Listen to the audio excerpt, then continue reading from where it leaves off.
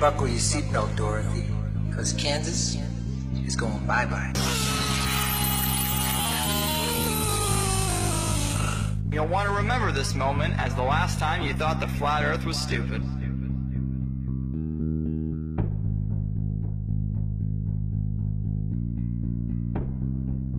Hello everyone, this is ODD, and yes, I'm finally admitting that even though I don't like labels, I'm a flat earther.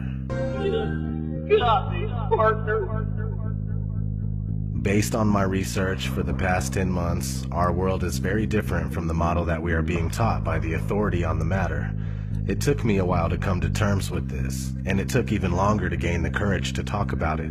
It can be pretty embarrassing to go against popular opinion, but this is real. It's not a psyop, it's not a distraction, and it's not a bandwagon. It's a reasonable debate. It's thousands of people taking what we've been told and comparing it to what we see and experience, only to find out that they do not match up. Once you start digging into this, it becomes clear that there is no evidence for the speculated spinning ball that we supposedly live on, and everything points to a flat earth. The flat earth is much more than just reasonable.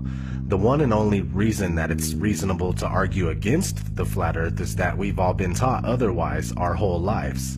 We blindly believe something that A, has never been proven, and B, is pretty much fucking impossible. Thanks to people like Eric Dubay, the flat earth has re-emerged and it has more steam than ever. Before I've ever even entertained the flat earth, I knew not to trust the space programs of the world. Close examinations of NASA and other space programs reveal that things aren't what they seem and that we, the people, are being lied to. We have no real pictures of the Earth, and no matter how hard we try, we just can't find the curvature. Not only that, but flight paths make more sense on a flat map, and large bodies of water not being able to curve into a giant ball completely resonates. Forensically speaking, the globe model is so very unlikely that any good detective wouldn't believe a fucking word the globe says. The globe's story is so full of circumstantial, impossible coincidences, which only prove that the globe is a fucking liar. We'll be going over that in this video, as well as other reasons why the world isn't what we're led to believe. I appreciate you tuning in. Let's get started.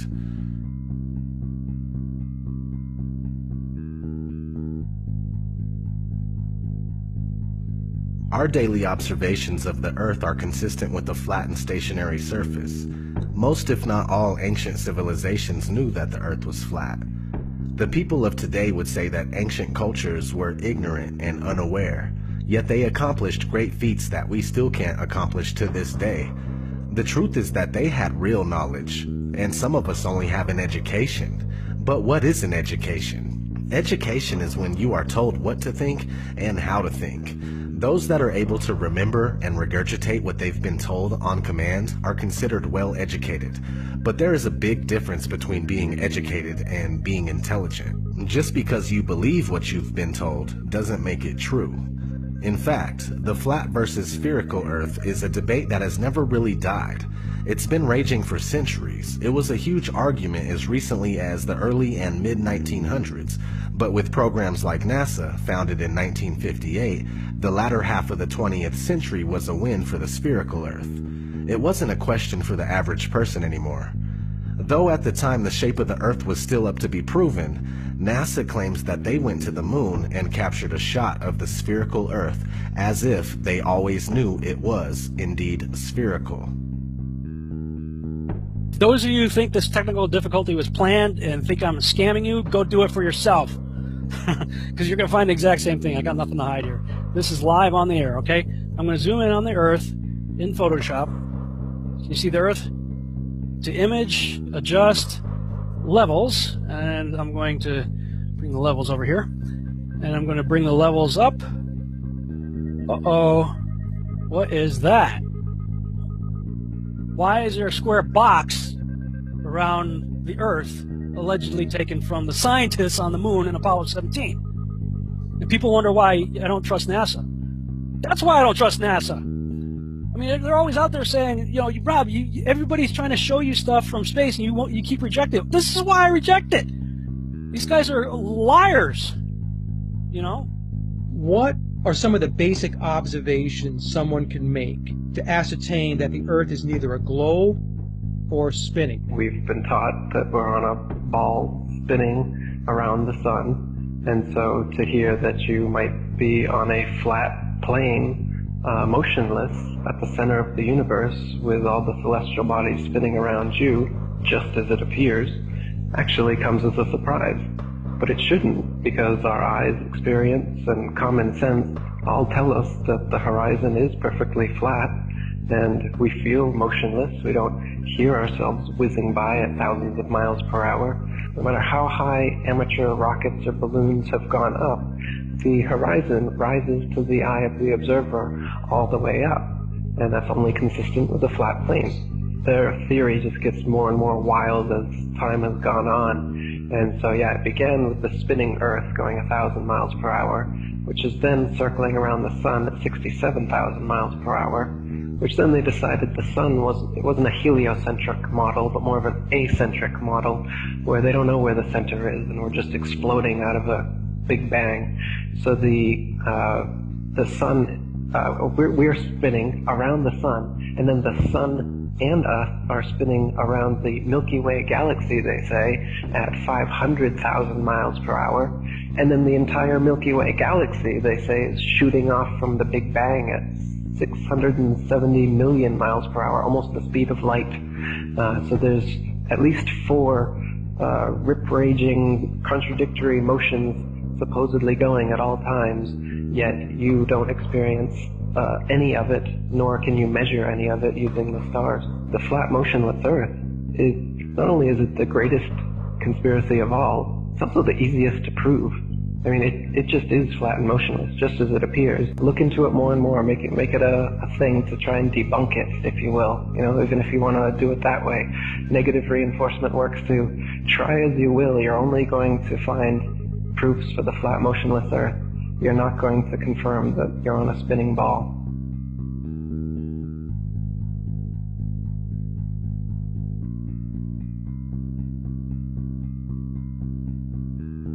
The curvature of the Earth eludes us. Either the Earth is much larger in circumference than we are told, or the curve just doesn't exist. People assume that there is a curve, but it's never really been proven beyond a reasonable doubt.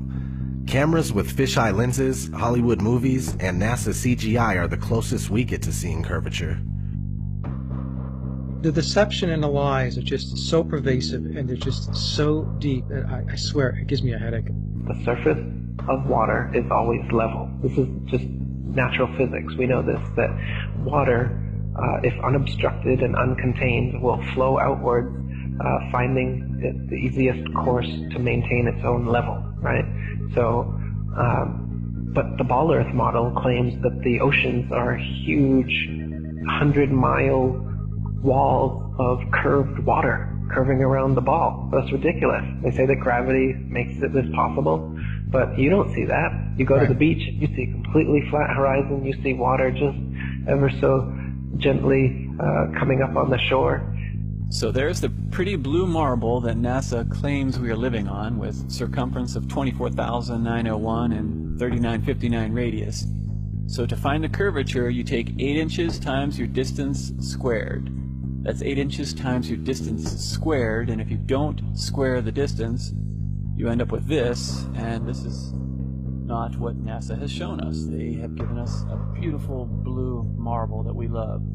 So you get 8 inches for 1 mile, 32 inches in 2 miles, 16.6 feet with 5 miles, so on and so forth. So what I did is I shot this pier, which is in Daytona Beach, Florida, and as you can see, between the water and the walkway of the pier is about 12 to 16 feet based on the height of the people and the railing. So I started at Granada, which is 4.92 miles away, and I shot this, and based on that distance and the formula, there should be 16 feet of curvature, but obviously you can still see the entire gap under the walkway there between that and the water.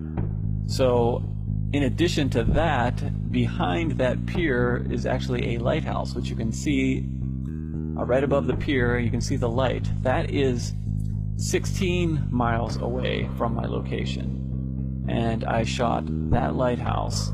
Now that lighthouse is 175 feet tall, and the curvature from 16 miles away should be 170 feet. You can clearly see about the entire lighthouse beyond that pier. So like I said, there should be 170 feet of curvature, but there's none. And those hotels there are even further. Those are in New Smyrna, which is 20 miles.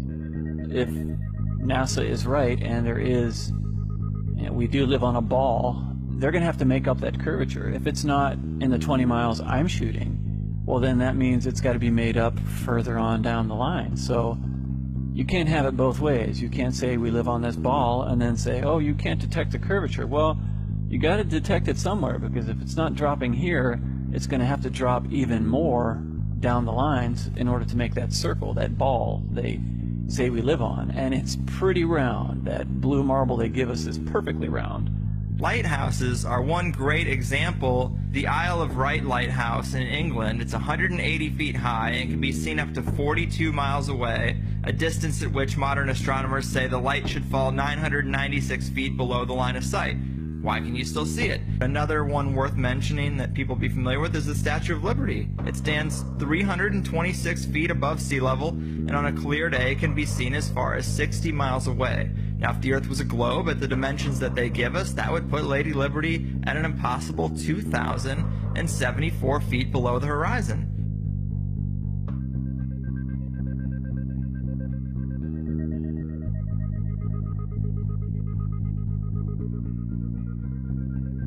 No, not one picture of the Earth. Imagine that. 2016, and we still don't have a picture of our home. Thousands of satellites supposedly orbiting the Earth. Why can't we get thousands of pictures? One shot with the whole Earth in it. Hell, we should have a channel on cable that shows the Earth rotating 24 hours a day, every day. Nope. Let's listen to NASA's very own Robert Simmons talk about how we get our fake pictures of Earth. In 1972, we saw our home in a new way. Apollo 17 astronauts snapped this picture. It gave people the first look at their home planet as a single entity. Last week, scientists at NASA released this. The shot is compiled from data from NASA's VEERS instrument, which orbits the Earth about every 100 minutes, taking measurements of light coming off the planet. That can be translated into ribbons of imagery like this, and then into one of these. And this is just the latest in NASA's Earth from Space album, which may be one of the most mind-expanding collections of images in human history. Then in 2002, Blue Marble 2.0, NASA's Rob Simmons made this. Simmons' job is... It's primarily taking data and making pictures out of it. That's what this is, a composite of data sets from several different instruments translated into a picture. So we actually had to take clouds out. They stashed the clouds for later, went onto the ocean. That came from an instrument that measures phytoplankton in the sea. Where it was low, I colored it dark blue because they're low mostly in mid-oceans. And then where it's a little bit higher, it was like a little bit brighter green. Then add the clouds back in. There's a small problem with it because there's a very slight gap in between each orbit. So some of those are painted on. It is photoshopped, but it's has to be. Then there was another layer to sort of simulate the atmosphere. And then there's this little bright spot. It's called the specular highlight. So it's the reflection of sunlight off of water. Those are the pieces, but you can't just slap them all together. It just didn't look realistic. It looks kind of flat, or the clouds are sort of too see-through. So I just hit Command Z a lot. There's artistry to creating the world. What I imagine it to be. Unfortunately, I'm not an astronaut. I've never been to space. But I've looked at these images over and over again, trying to sort of get the essence of it. It is photoshopped, but it's has to be. It is photoshopped, but it's has to be. It is photoshopped, but it's has to be. It is photoshopped, but it's has to be. Excuse me, I'm allergic to bullshit. Not having one authentic picture of the Earth alone is a huge red flag.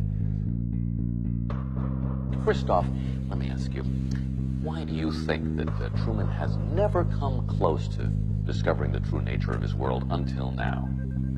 We accept the reality of the world with which we're presented. It's as simple as that.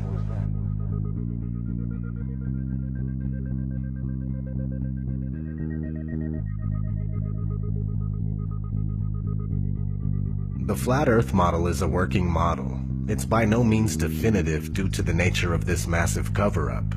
For the past 500 years, we've been completely buying into the Copernicus heliocentric model, but what we do know about the flat Earth is based on the azimuthal equidistant map that seems to be working out.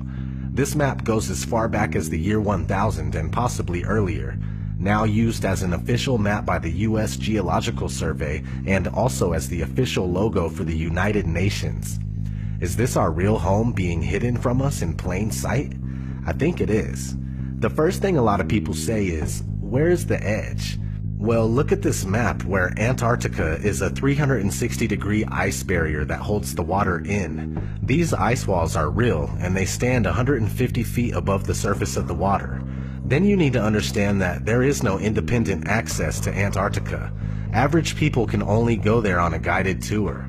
It has no towns, no cities, and no permanent residences. What's past the 150-foot ice wall is anyone's guess. How far the ice extends, how it terminates, and what exists beyond it.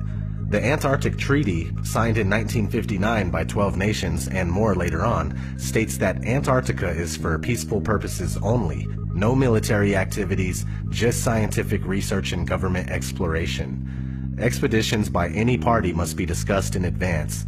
It's the longest and most successful treaty between nations. The treaty also states that there are ships, stations, and equipment to ensure compliance of the treaty.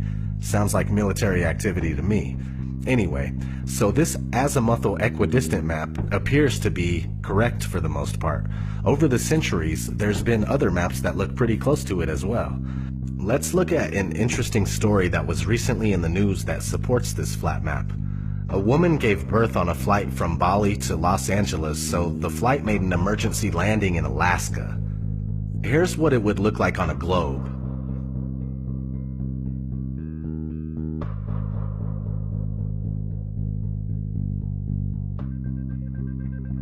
Now, here's what it would look like on a flat Earth.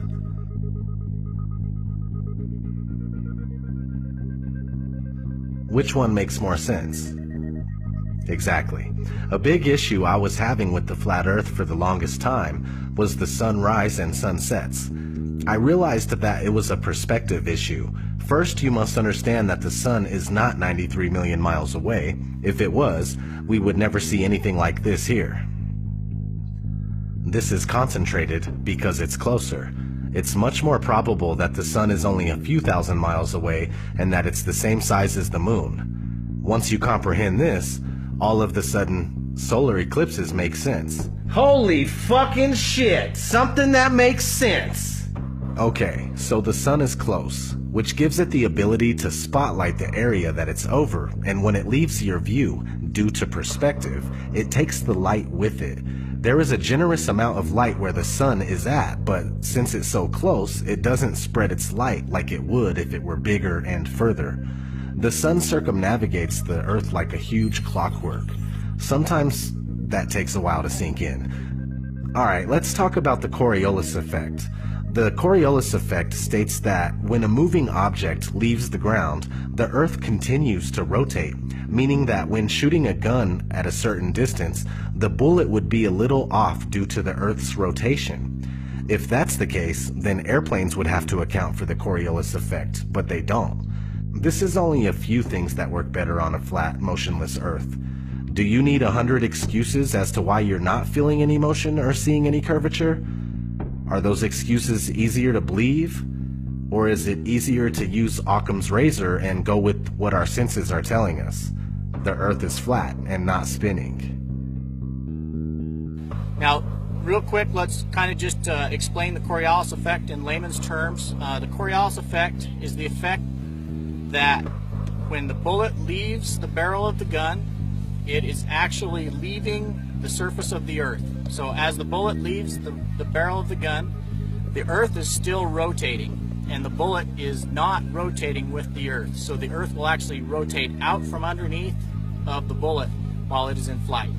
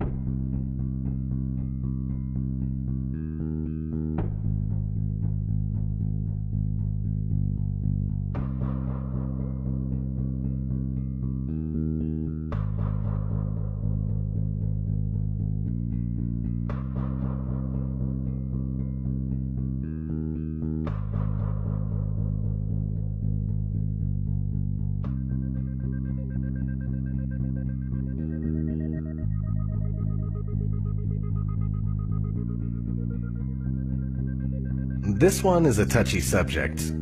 This whole fucking video is a touchy subject. So anyway, this one's hard to get across to people big time. But outer space is up for debate. Space programs are compartmentalized, and most astronauts are Freemasons that have to swear an oath of secrecy when dealing with the so-called missions.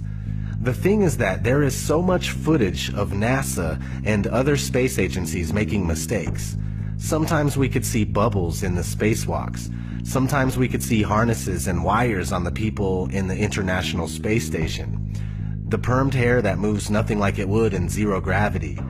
These are huge red flags. Not to mention the Van Allen radiation belt. The Van Allen radiation belt is a layer of energetic charged particles that is held in place around a magnetized planet such as Earth by the planet's magnetic field. Sounds kinda like a dome if there is one. Oddly enough, one of NASA's employees admitted that this radiation belt needs to be figured out before humans could pass through it. Listen closely. As we get further away from Earth, we'll pass through the Van Allen belts, an area of dangerous radiation. Radiation like this could harm the guidance systems, onboard computers, or other electronics on Orion. Naturally, we have to pass through this danger zone twice, once up and once back. But Orion has protection. Shielding will be put to the test as the vehicle cuts through the waves of radiation. Sensors aboard will record radiation levels for scientists to study. We must solve these challenges before we send people through this region of space. Let's talk about satellites. We've already discussed how there are no pictures of the Earth, so are satellites even real? Not likely. Ground towers are built all over the world and are more than adequate to relay our television, radio, and cell phone service. All GPS is done through land-based towers, and things like Google Earth are taken with high-altitude planes, and most of them are just done with cars on street level. Did you know that satellites were actually invented by Arthur C. Clarke, the science fiction author? I didn't know that. they shortly became science fact after that. The geostationary satellite, look it up. It was created by a science fiction author. And then within a decade, NASA claims to have sent a real one up there, and ever since then, that's where we get all our communications from. So if satellites were real, we would constantly hear stories of them being hit by meteors or comets, and that doesn't happen. No one's ever lost their direct TV feed during the Perseids meteor shower because one of the meteors knocked out one of the satellites. Doesn't happen, it's never happened, and it won't happen. And that to me tells me there is no satellites. You would constantly be worried about them, and you would constantly hear about them having something happen, and it's so rare that you hear that.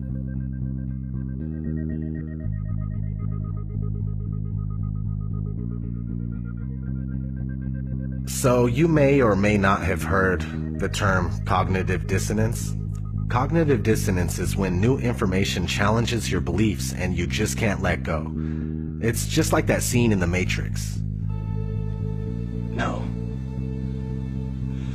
I don't believe it. It's not possible. Stop. Let me out! Let me out! I want out! We have a rule. We never free a mind once it's reached a certain age. It's not easy going through this kind of deception and then realizing that your whole life was spent thinking and believing one thing when it's the opposite. Nobody wants to feel like they've been fooled, like they've been had. I'm a human just like you, and I never would have thought in my wildest dreams that I'd be on this kind of journey. This journey of realization and reckoning. This journey of putting everything I know to the side so I can absorb information that seems ridiculous, yet so sensible. It's time to say fuck it. It's not your fault that you were wrong. It's not your fault that you fell for a trick that the whole world also fell for. I'm right here with you. It's time to take down your mental barrier and recognize that we have a lot of work to do in order to find out what this place really is and why we're here. It's not to be slaves of the dollar. It's not to be slaves of the clock. Our reality is being manipulated and hidden from us. Please wake up and try to awaken those around you.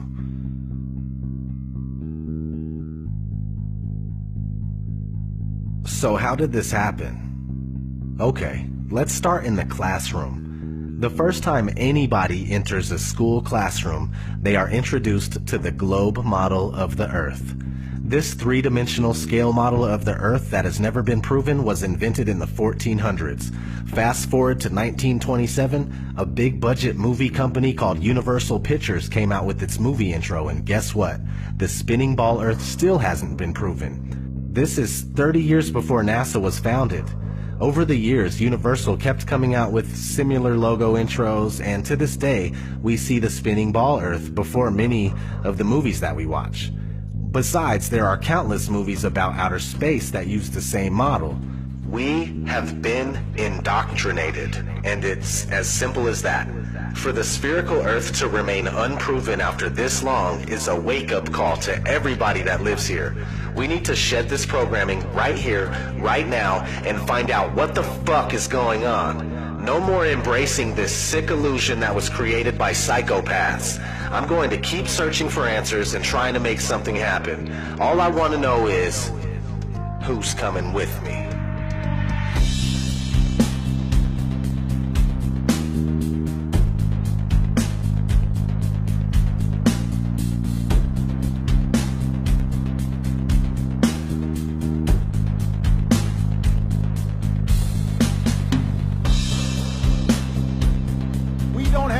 For a meeting of the Flat Earth Society.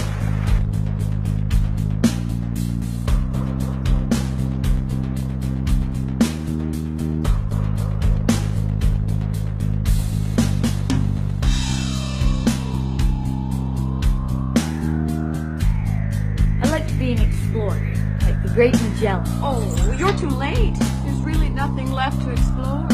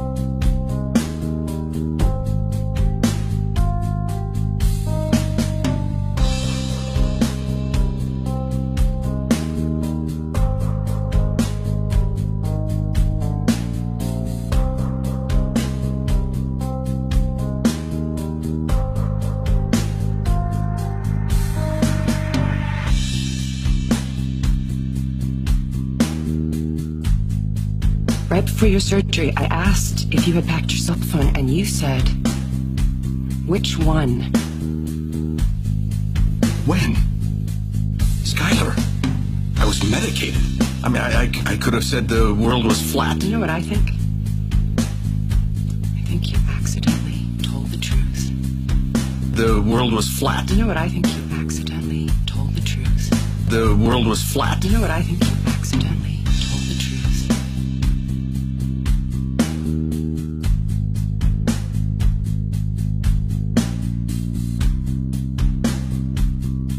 really the evidence shows me that it's flat and stationary. There is much more evidence based on just pure analysis that it's flat and stationary.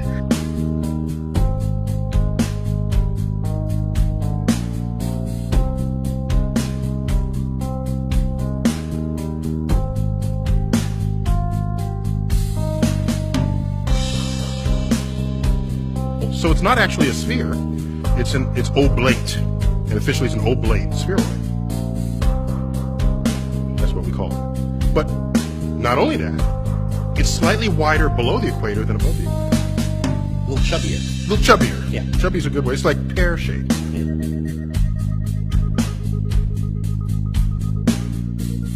Really, we're in big trouble as far as lack of critical thinking and lack of free thinking. We really are in big trouble. We need to step it up as far as the awakening goes. You really need to put your thinking cap on, and you really need to start to look at these things and look at them with a critical eye and with a critical mind.